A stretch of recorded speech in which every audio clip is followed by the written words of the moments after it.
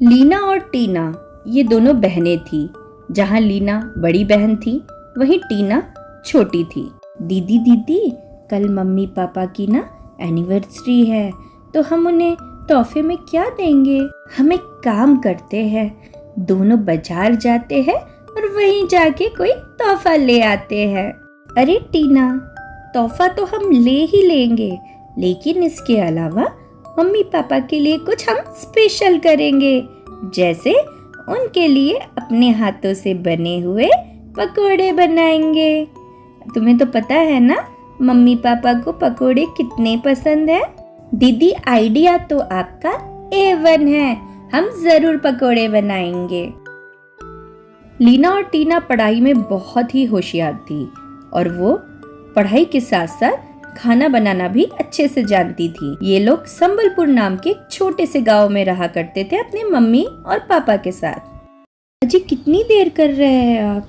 हमें मंदिर जाके फिर बाजार भी तो जाना है ना, देरी हो जाएगी। तभी लीना और टीना उनके कमरे में आ जाती है। Happy anniversary mummy, happy anniversary पापा, आप दोनों को एनिवर्सरी की बहुत बहुत शुभकामनाएं। मेरी बच्चियों, तुम दोनों का बहुत बहुत धन्यवाद इतनी ढेर सारी शुभकामनाओं के लिए। लीना और टीना, तुम दोनों का बहुत बहुत धन्यवाद ढेर सारी शुभकामनाओं के लिए। हम बाजार जा रहे हैं, तुम्हें क्या चाहिए मेरी बच्चियों, मुझे बता दो, मैं लेते हुए आऊंगा। तभी टीना कहने लगती है अपने पापा से, पापा पापा, हम लोग आप लोगों के लिए कुछ स्पेशल बना रहे हैं। आज आपकी एनिवर्सरी में हम शाम को वही खाएंगे, आप जल्दी से लौट आइएगा। ठीक है बच्चियों, अपना ध्यान रखना, हम जल्दी ही बाजार से लौट आएंगे। ये कहकर लीना और टीना के माता पिता वहाँ से चले जाते हैं। दीदी दीदी, हम मम्मी पापा के लिए पनीर के पकोड़े बनाएंगे, मुझे तो पनीर के पकोड़े बहुत पसंद है। ठीक है टीना, जैसे तुम्हारी मर्जी, हम तो आज पनीर के ही पकोड़े बनाएंगे मम्मी पापा के लिए। दोनों ही बच्चियां बहुत प्यार से अपने माता पिता के लिए पनीर के पकोड़े तैयार करती हैं पुदीने की चटनी के साथ।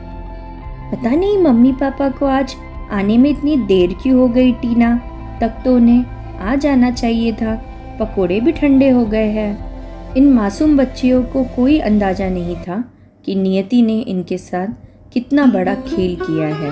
कार एक्सीडेंट से उनके माता पिता की मृत्यु हो जाती है। अब वे दोनों बच्चियां बिल्कुल अनाथ हो चुकी थीं। वहीं गांव में एक रानी नाम की महिला अपना ढाबा चलाया करती थी। दोनों बच्चियां वहां पे बर्तन धोने का काम करती थी। रानी बहुत ही दुष्ट थी और सुबह से शाम तक दोनों बच्चियों से बहुत ज्यादा काम करवाती। बदले में 2 वक्त का खाना और थोड़े से पैसे देकर बाल मजदूरी करवाया करती थी। मजबूर दोनों अनाथ बेटियां उसकी हर बात सुनती और जो भी काम वो दिया करती थी वे दोनों चुपचाप कर लिया करती थी। हालात से लाचार और भूख की मार हर इंसान को हर वो काम करवाती है जो वो नहीं करना चाहता है। दीदी, दिन भर काम करने के बाद इतनी भूख लगी होती है, सिर्फ 2 रोटियों से मेरा पेट नहीं भरता है। टीना, तुम परेशान मत हो, मैं कल मालकिन से बात करूंगी हमारे पैसे बढ़ाने के लिए, ताकि हम 2 वक्त का खाना ठीक से खा सके। हालातों से मजबूर और भूख से बेहाल वे दोनों अनाथ बेटियां इसी तरह अपना गुजर बसर कर रही थी। एक दिन रानी की दुकान से कुछ पैसे चोरी हो जाते हैं, जिसका इल्जाम वो उन दोनों मासूम बच्चियों पे लगाती है और उन्हें बहुत बुरा भला सुनाने लगती है। मालकिन, हम कसम खा के कह रहे हैं, वो पैसे हम दोनों ने नहीं चुराए हैं। हम गरीब और अनाथ जरूर है, पर हम चोर नहीं हैं। हाँ, बड़ी सत्यवादी हरिश्चंद्र की औलाद हो ना तुम दोनों, गरीब और अनाथ कहीं की। निकल जाओ मेरी दुकान से, वरना पुलिस बुला लूंगी।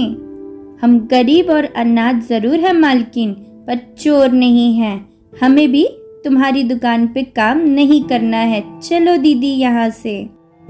दुखी मन से वे दोनों अनाथ बेटियां अपने घर आ जाती है। दीदी, अब हम किसी की भी दुकान में कहीं भी काम नहीं करेंगे, हम अपना खुद का कुछ काम करेंगे दीदी। टीना, हम पकोड़े बनाने का काम करते हैं, हमें पकोड़े बनाना भी अच्छे से आता है और मेरे पास कुछ पैसे हैं जिससे हम सामग्री ले आएंगे। ये तो बहुत अच्छा आइडिया है दीदी, और हम बहुत मेहनत से काम करेंगे और मैं आपकी पूरी मदद करूंगी दीदी। अगले दिन वो बच्चियां बाजार जाती है और बाजार से पकोड़े तैयार करने के लिए सारी सामग्री ले आती है। अंकल, ये सारी सामग्री हमें दे दीजिए। चलो टीना, हमारे पकोड़े तो तैयार ही हो गए हैं, अब हम बाजार चलते हैं और अपना स्टॉल लगाते हैं। वे दोनों बच्चियां बाजार जाकर एक छोटा सा स्टॉल लगा के अलग अलग तरह के पकोड़े बेचना शुरू कर देती है। वाह भाई वाह, मजा आ गया तुम्हारे हाथों के बने हुए पकोड़े खाने में। पर तुम इतनी छोटी बच्चियां होकर भी इतने स्वादिष्ट और इतने कम दाम में पकोड़ी बेच रही हो। अंकल, हम अनाथ हैं, इसीलिए हमें ये पकोड़े बेचकर अपना पेट पालना पड़ रहा है। इसी तरह दोनों बच्चियां अपना पेट पालने के लिए पकोड़े बेचा करती और लोगों को उनके हाथों से बने हुए पकोड़े बहुत पसंद आया करते, जिससे उनकी अच्छी कमाई होने लग जाती है। इसी तरह दोनों बच्चियां दिन और रात काम करती। अब वे दोनों फिर से स्कूल जाने लग गई थी।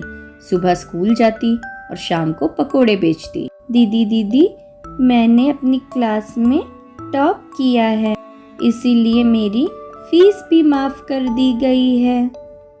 समय बीतता है और 15 साल बाद वे दोनों बच्चियां दिल लगाकर पढ़ती हैं, अच्छी नौकरियों पे लग जाती है।